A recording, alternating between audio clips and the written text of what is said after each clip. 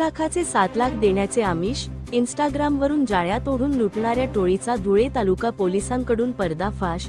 धुळ्यातून एक अत्यंत महत्त्वाची बातमी समोर येत आहे। 1,00,000चे 7 लाख मिळतील किंवा इंडियन सेकंड करन्सी मिळेल अशी भुरळ घालणारी रील्स इंस्टाग्राम आणि फेसबुकवर प्रसारित करून नागरिकांना लुटणाऱ्या एका सराईत टोळीचा धुळे तालुका पोलिसांनी पर्दाफाश केला आहे। या टोळीची कार्यपद्धती अत्यंत धक्कादायक होती।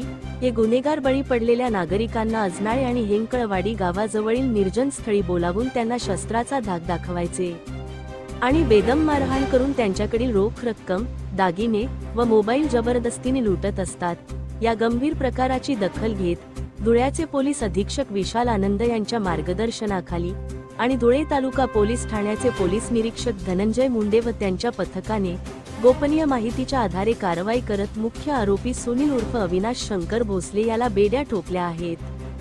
पोलिसांच्या कसून चौकशीत त्याने आपल्या 2 साथीदारांसह गुन्ह्याची कबुली दिली असून त्यांच्याकडून 95,000 रुपयांची रोकड हस्तगत करण्यात आली आहे।